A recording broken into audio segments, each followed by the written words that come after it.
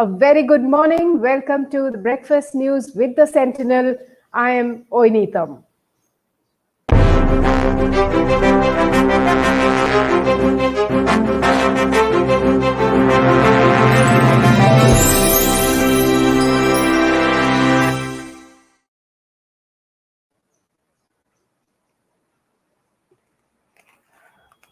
Let me run you through today morning's top headlines in the Sentinel. Of course, first up is the foundation stone laying that happened yesterday for the Ram temple at Ayodhya in Uttar Pradesh. Here is what the Prime Minister said while while addressing the gathering there at the foundation stone laying ceremony. The groundbreaking ceremony also took place, which is also known as Bhumi Pujan. The Prime Minister said, and I quote him here, "Ram is for everyone, Ram is within everyone." He said while addressing the seers after the Bhumi Pujan of the Ram temple in Ayodhya, he began his speech with Jai Siya Ram chants. Modi went on to link Lord Ram with modern times and said, "Lord Ram has shown us the path of realization and research." He referred to the epitome of morals and dharma, Maryada Purushottam Ram, to stress on the observation of similar Maryadas in today's life. So the Prime Minister there participating in the Bhumi Pujan ceremony, he laid a brick, a 40 kg silver brick as the foundation stone for the Ram temple. In fact, it was a historic day for India yesterday when the foundation stone for the temple was laid. In fact, the Prime Minister's visit to Ayodhya has come after a gap of 29 years. There he taking part in the Bhumi Pujan ceremony. In fact, the Prime Minister way back in 1992, of course, then he was not the Prime Minister, he had vowed that he will return to this particular riverside town only when a Ram temple was built, and now a landmark day for whole of India and the BJP party in particular, because there was this Rath Yatra that took place way back in 1992, marking the beginning of the Ram temple. Of course, then there was the incident of the Babri Masjid demolition. L.K. Advani, Murli Manohar Joshi, some of the stalwarts of BJP, all were very, very closely involved with the whole Ram temple initiative, also a promise of the Bharatiya Janata Party. Now, yesterday, that was, of course, the top news, and it continues to be one of the leading stories today as well, because, like I said, it's a very, very significant development for India and for the BJP. In fact, there was a digital billboard that had come up. This is UP Chief Minister Yogi Adityanath and the Prime Minister, Mr. Modi, with a statue of Lord Ram. These are during the celebrations. Narendra Modi was there till about 2 o'clock in the afternoon to participate in the celebrations. There were about 175 special invitees who participated in the landmark event yesterday. Now, there was a digital billboard that had come up in New York. If we can pull up that picture there, that is the digital billboard that had come up in the Times Square of New York City. Really a very, very significant happening there. So everybody across the globe taking note of this significant event that took place at Ayodhya yesterday. Now, coming back to the state of Assam. According to a report published by the Chief Conservator of Forest Territorial, up from about 30 to 80% reserve forest in Guwahati city has been encroached upon. And what is more worrisome is the fact that maximum of these encroached upon forest areas have become criminal hubs. that is what has become a cause of worry at this point of time. It is not just that the forest areas have been encroached upon, but has turned up to be criminal hubs. Now, according to that particular report, 60 hectares of the 70-hectare Kalapahar Reserve Forest, 220 hectares of the 670-hectare Fatashil Reserve Forest, 126 of the 171 hectare at Gotanagar, and 2,500 hectares of the 6,075 hectare Apricola Reserve Forest. All these areas have been encroached upon, and now most of these areas have become criminal hubs. So definitely a cause of concern on two counts. One, that the forest areas have been encroached upon, and two, of course, is that they are now becoming dens for criminal activities. The other story that we have in today's The Sentinel is about the Arundhati Goal Scheme. This particular scheme remains a non-starter, one of the major budgetary announcement of the Assam government during the budget announcements of 2019-20. That is, this particular scheme really is yet to take off, basically. It's the current fiscal is still on.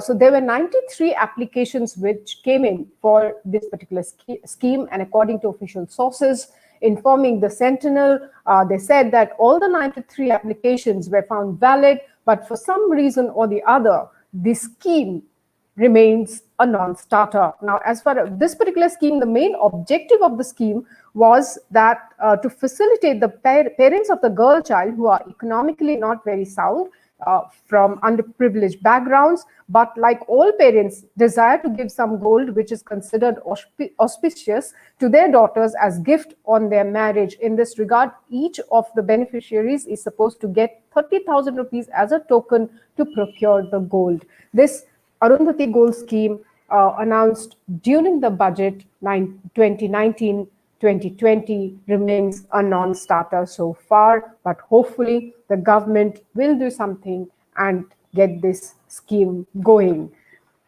The other story is, of course, about the Supreme Court's decision, Supreme Court order there, and the Department of Personnel and Training paving the way for the CBI investigation into actor Sushant Singh Rajput's death. There's been a lot of issues, lot of controversies that has now ended up surrounding the death of this brilliant actor.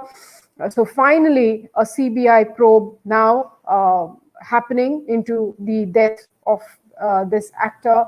The Mumbai police, the Bihar police, all were looking into his death. There has been allegations and counter allegations leveled against his girlfriend Riya Chakraborty. So now a CBI probe into the death of the actor. Now moving on, the other story from Assam is about there was a review meeting taken by Chief Minister Sarbananda Sonowal. He held this meeting with the Assam police officials, and the decision that was taken, one of the major decisions taken at the meeting was that every field level police official up to the police station in charge across the state will now be provided with a fixed mobile number. Now, the reason why this is being done is to ensure that the police service delivery mechanism is made much more effective, and the police is able to impart their duties in a much better way, and the people are able to benefit from the police services. In fact, the safety and security issues were at stake, which is why the Chief Minister decided to have this review meeting. And now the decision that every field level police official up to the OC or the officer in charge in police stations will have a fixed mobile number. They will get the number very soon. The mobile number to be issued against the post will ensure easy access to police establishments by public. This is an outcome of the review meeting taken by Chief Minister Sarbananda Sonowal with the Assam police officials. Now, moving on to news from the other northeastern states. First up, of course, is the COVID situation in Meghalaya, the number continues to rise. The number of active cases in Meghalaya now stands at 595. 399 patients have recovered till date. 25,588 people have entered the state since the pandemic broke out. So there has been 22 fresh cases reported from Meghalaya. So the numbers, the active number there at 595, the total number crossing 800, in fact touching 900 there as far as Meghalaya is concerned. There's been a constant rise in the corona cases across the northeastern states. Moving on to Arunachal Pradesh, 32 fresh cases have been reported in the state of Arunachal Pradesh. 1,105 people recovered, and the total tally has gone up to 1,790. The death toll stands at 3. Now, staying on with Arunachal Pradesh, the Arunachal Pradesh governor, Brigadier retired Dr. B.D. Mishra, chaired a review meeting with the officials of the Indian Air Force. It was the Chief Minister also was present at that meeting. Chief Minister Mr. Pema Khandu and Air Officer Commanding in Chief AOC in C Eastern Air Command, Air Marshal R.D. Mathur. The meeting took place at Raj Bhavan. That's one of the tweets that came out from the governor's office after the meeting. The visuals there showing the governor, the Chief Minister of Arunachal Pradesh, and AOC in C of Eastern Air Command, Air Marshal R.D. Mathur, there in the meeting at Raj Bhavan in Itanagar. During the meeting, discussions were held on security of the people and the Indian Air Force's contribution in humanitarian services. The governor emphasized that the safety and security of the people must be the utmost priority in all matters. He stressed that all measures need to be taken to this end. So that is as far as the meeting at Raj Bhavan is concerned with the Indian Air Force top brass. Moving on to Tripura. Tripura Chief Minister Biplab Deb said that the Indian government, in consultation with Bangladesh government, has made available several road, water and railway routes to ferry goods from other parts of the country to the northeastern region via the neighboring countries. So this particular thing happening, and this is expected to give a huge boost to the trade and commerce and uplift the economy of the region. So a lot of movement happening as far as the ferry services, the container movement between India and Bangladesh, between Tripura, Northeast and Bangladesh is concerned. Earlier, there was a lone surface road that is National Highway number 8, linking Tripura with the rest of the country, occasionally causing economic crisis and huge price escalation. Now, in just 2 years, at least 3 waterways are being opened besides several surface and railway transport. So that is one of the tweets from, in fact, this is Chief Minister of Tripura, Biplab Kumar Deb, retweeting one of the tweets from the Ministry of Railways talking about the Vyapar Mala Express also that has been started from Delhi, from Delhi, Kishanganj to places in Tripura. That's covering a distance of 2,360 kilometers. In just 68 hours. So a big boost expected to, like I said, to the trade and commerce of the region, to the economy of the region, as well as rest of India. Trade opportunities once again getting a boost with Bangladesh. So these are some of the top stories that I have for now. News and updates continue in sentinelassam.com. Do not forget to log in to stay updated with the latest that's happening in Assam, Northeast, the nation, and the world. We continue to bring you all the news and updates from across the region, particularly from Northeast. That's our focus area, but we also get you updates from the nation and the world. So do log in to sentinelassam.com for all the news and updates, and find us on Facebook, YouTube, Twitter, and Instagram. Thank you so much for joining me this morning. Till we meet again, stay safe, take care, goodbye.